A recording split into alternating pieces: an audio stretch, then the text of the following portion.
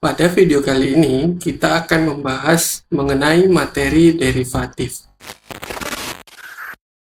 Dalam ekonomi, perubahan terjadi hampir setiap saat. Misalnya, ketika jumlah produksi bertambah, biaya juga berubah.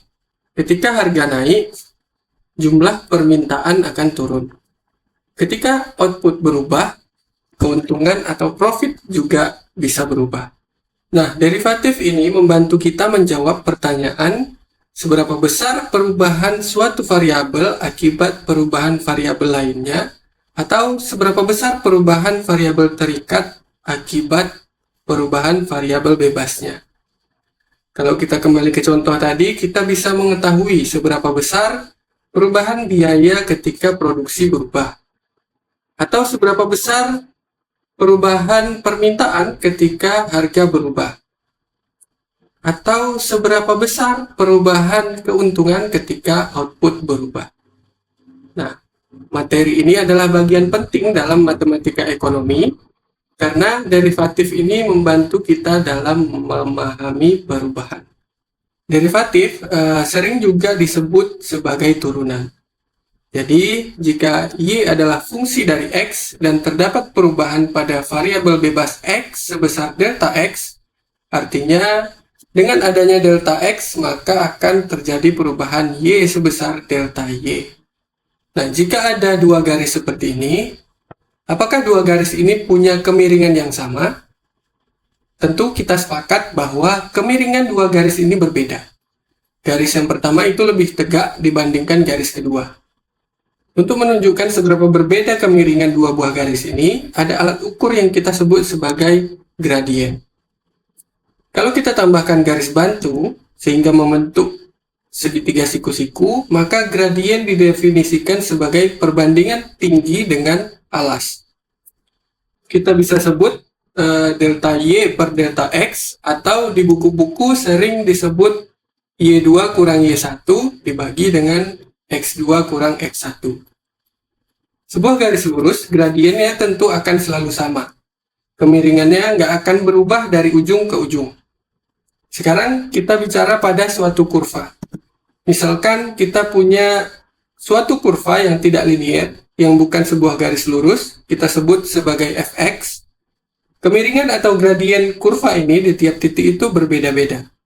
Fungsi fx ini punya gradien yang berbeda-beda, tergantung di titik mana dan tergantung x-nya berapa. Nah, sekarang kita coba bangun formula untuk menentukan gradien dari fungsi ini.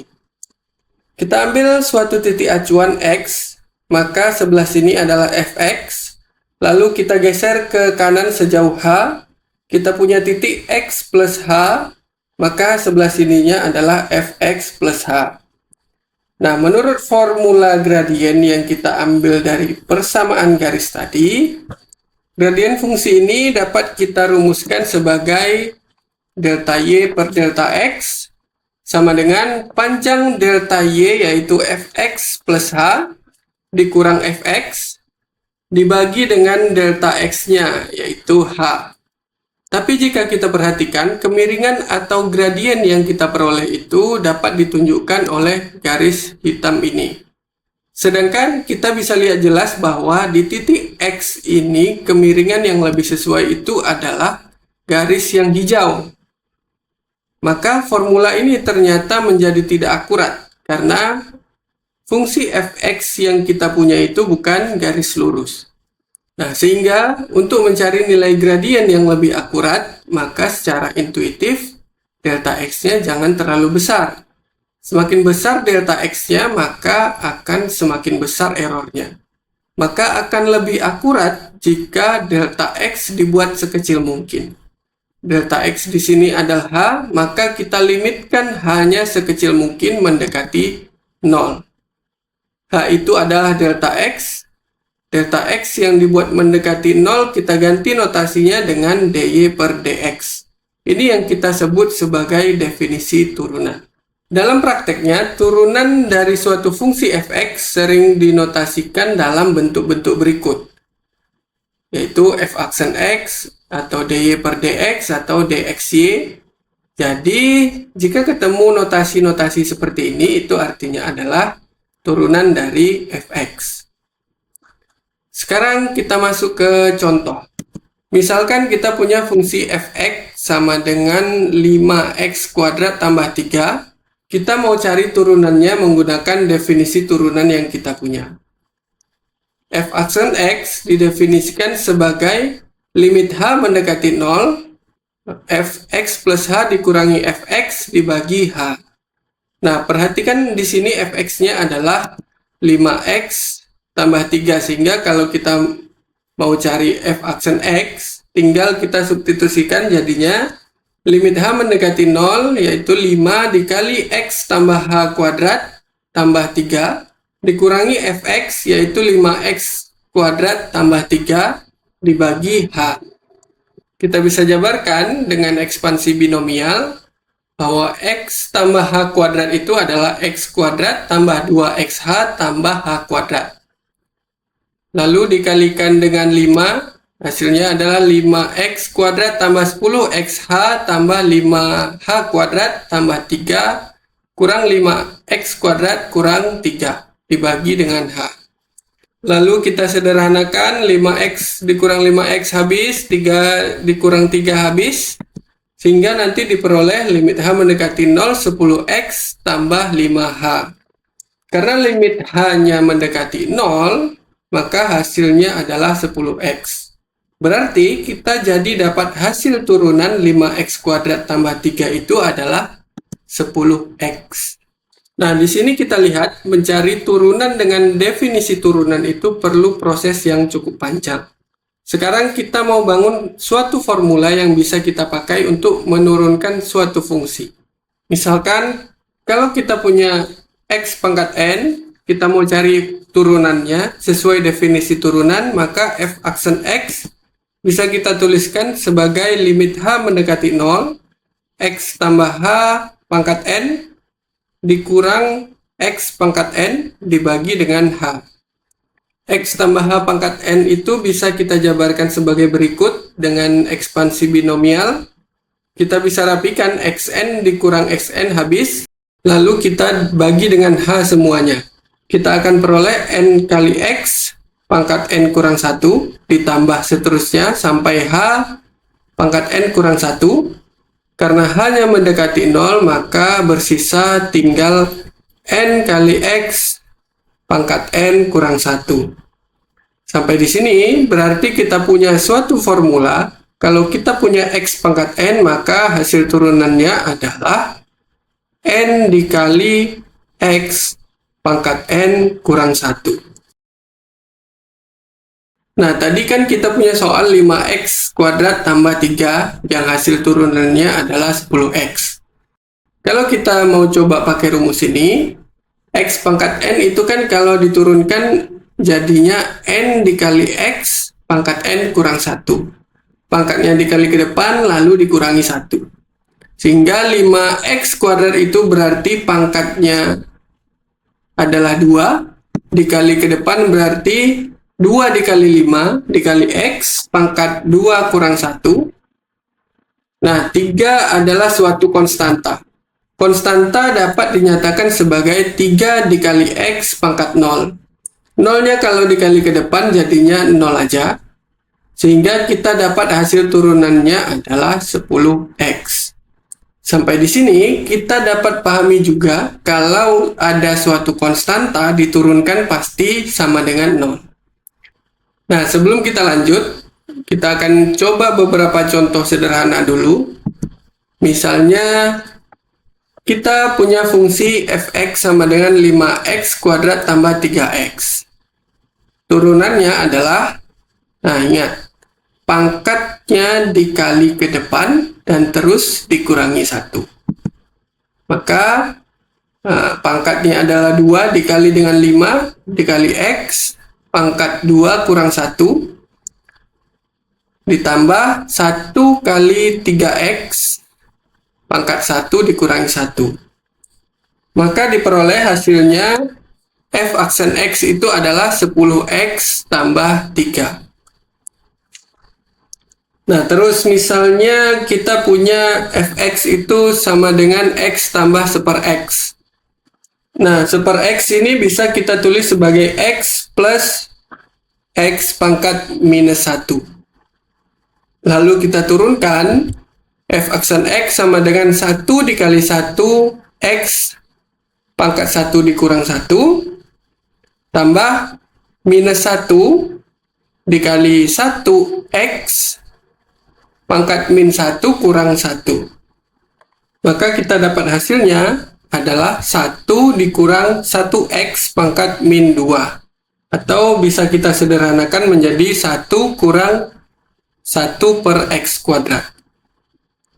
Nah, lalu contoh berikutnya adalah misal kita punya fx itu adalah 1 per akar pangkat 3x. Maka di sini pangkatnya bisa kita rasionalkan menjadi x pangkat min 1 per 3. Maka kita turunkan f aksen x, kita dapat hasilnya adalah minus 1 per 3 dikali x pangkat minus 1 per 3 dikurang 3 per 3 atau 1. Hasilnya adalah minus 1 per 3x pangkat minus 4 per 3.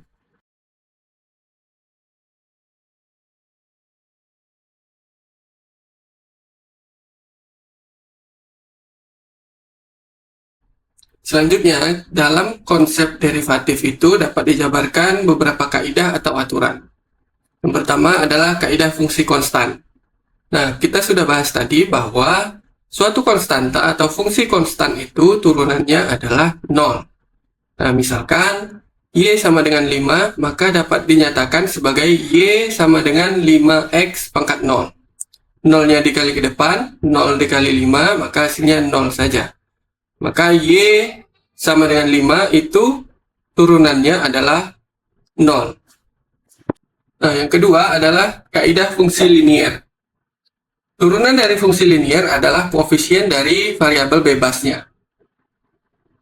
Di sini y sama dengan a plus bx, maka dy per dx atau turunan dari y itu adalah b. Nah, misalkan y sama dengan 25 kurang 0,75x, maka dy per dx itu sama dengan minus 0,75. Nah, ini misalkan lagi ya, y sama dengan 100 ditambah sepertiga x, maka dy per dx-nya itu adalah 1 per 3. Yang ketiga adalah kaidah fungsi pangkat. Seperti yang kita bahas tadi, turunan dari fungsi pangkat adalah pangkat dikali ke depan dengan koefisien, lalu dikali dengan variabel, di mana pangkatnya dikurangi 1. Kalau di sini kita punya y sama dengan ax pangkat n, maka dy per dx itu adalah n dikali a dikali x pangkat n dikurang 1. Contohnya, y sama dengan 25x pangkat 3, maka dy per dx itu adalah 3 kali 25 kali x pangkat 3 dikurang 1. Maka hasilnya itu adalah 75x kuadrat. Selanjutnya yaitu adalah kaidah fungsi penjumlahan dan pengurangan. Turunannya adalah sama dengan jumlah atau selisih dari turunan-turunan fungsi individualnya. Misalkan kita punya y sama dengan ux plus minus atau ditambah atau dikurang vx, maka dy per dx itu adalah u aksen x ditambah atau dikurang v aksen x. Maka dapat hasilnya dy per dx itu adalah du per dx ditambah atau dikurang dv per dx. Nah, contohnya di sini adalah ketika kita punya y sama dengan 25x kuadrat ditambah sepertiga x pangkat 3, maka kita turunkan 25x kuadratnya, yaitu pangkatnya dikali ke depan, dikali koefisien, lalu pangkat x-nya dikurangi 1. Maka di sini adalah 2 dikali 25 dikali x, pangkat 2 dikurang 1, maka hasilnya adalah 50x. Lalu fungsi kedua, yaitu sepertiga x pangkat 3. Di sini pangkatnya dikali ke depan, 3 dikali dengan sepertiga x pangkat 3 dikurang 1, maka hasilnya adalah X kuadrat. Maka turunan dari fungsi Y tadi adalah 50X tambah X kuadrat. Yang kelima adalah kaidah fungsi perkalian. Turunannya adalah sama dengan fungsi pertama dikalikan dengan turunan fungsi kedua ditambah fungsi kedua dikali dengan turunan fungsi pertama. Misal di sini kita punya Y sama dengan UX dikali VX, maka DY per DX itu adalah UX dikali V aksen X ditambah U aksen X dikali dengan VX. Maka DY per DX adalah UV aksen ditambah VU aksen. Nah, contohnya di sini misalnya kita punya 3X pangkat 3 dikali dengan sepertiga X pangkat 5. Maka di sini 3X pangkat 3 itu adalah UX. UX-nya di sini tetap 3X pangkat 3 dikali dengan V aksen X.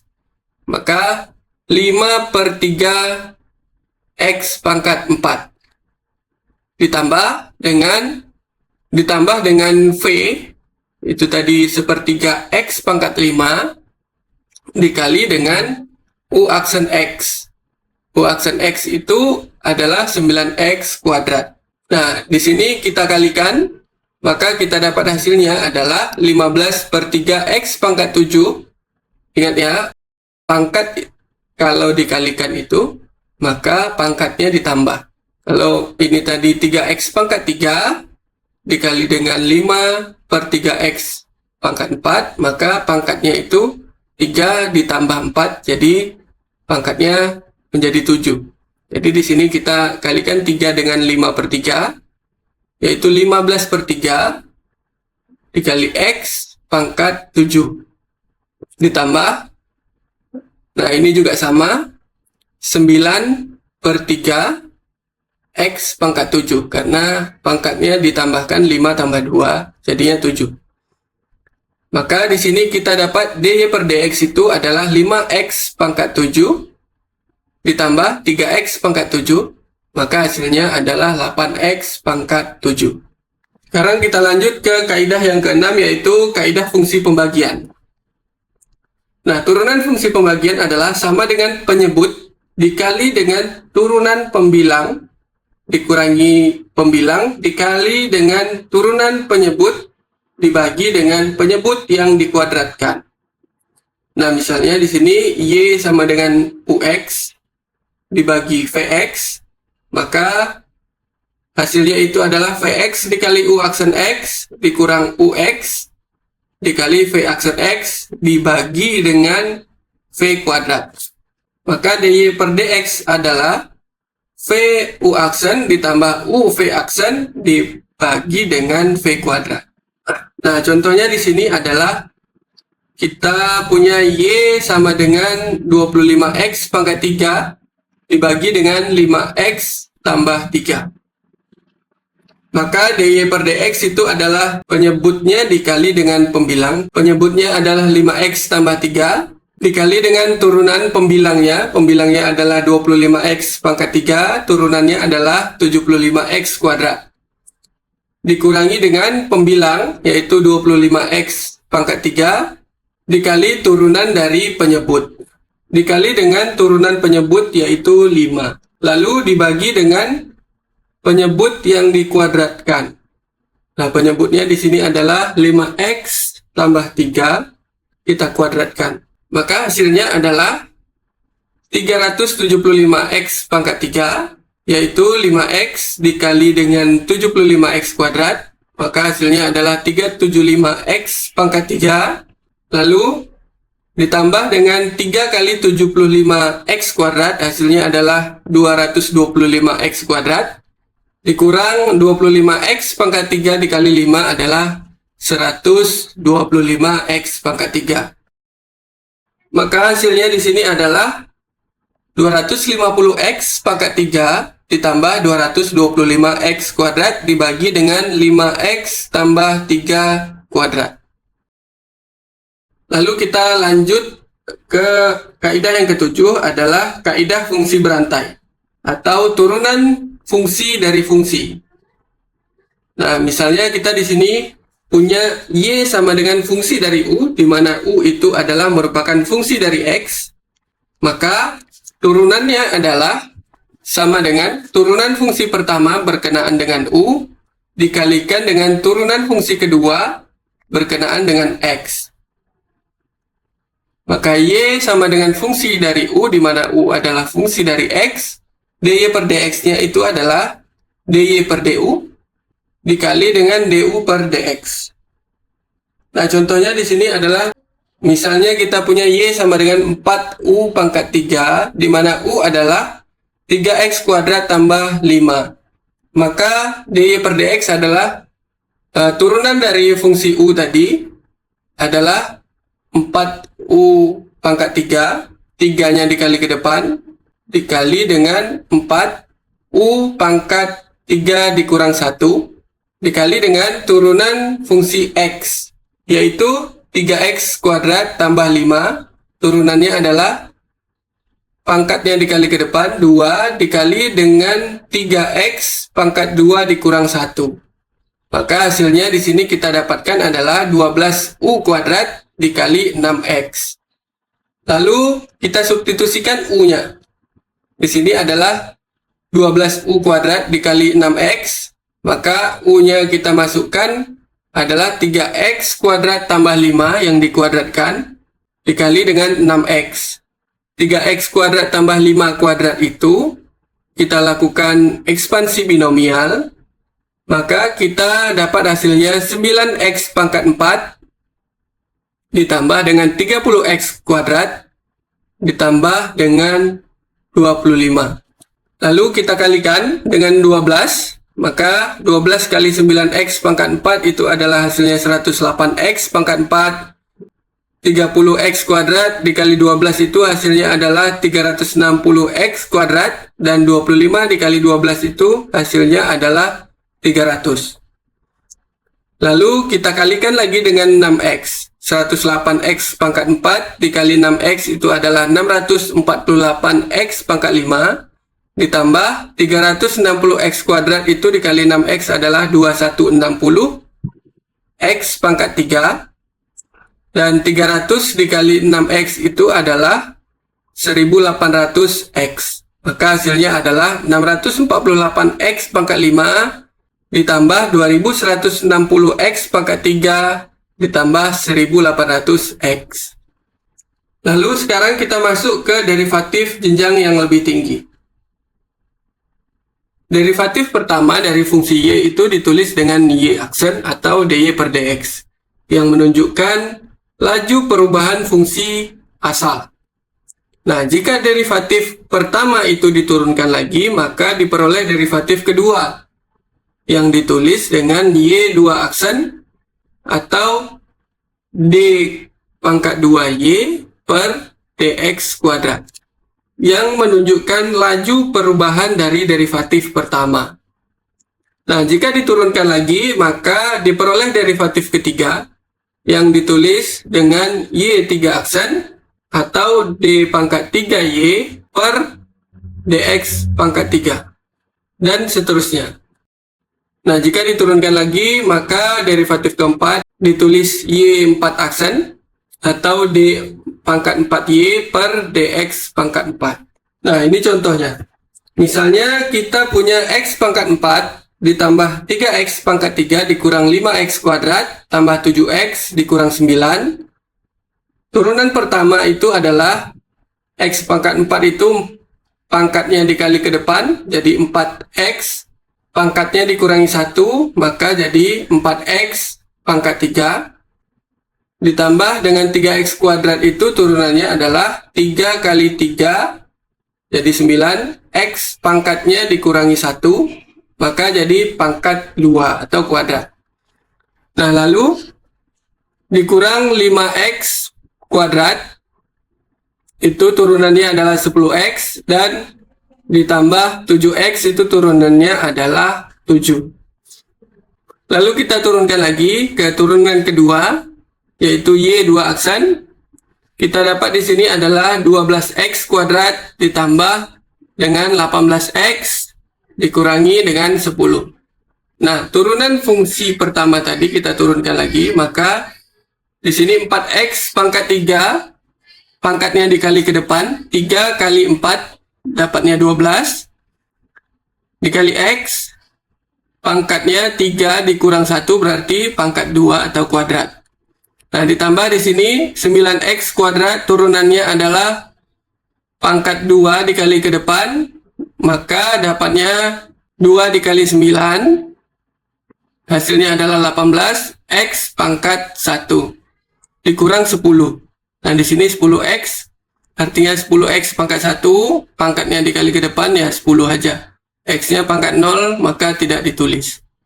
Lanjut ke Y 3 aksen, sama juga. Turunan dari derivatif kedua, yaitu kita dapat 24x ditambah 18. Nah, lanjut ke turunan keempat, itu adalah turunan derivatif ketiga, yaitu 24. Kalau kita turunkan lagi ke turunan kelima, maka turunan keempat ini adalah sebuah konstanta atau fungsi konstan, maka turunannya adalah 0. Oke, sekian video kali ini. Semoga teman-teman bisa memahami tentang materi derivatif ini.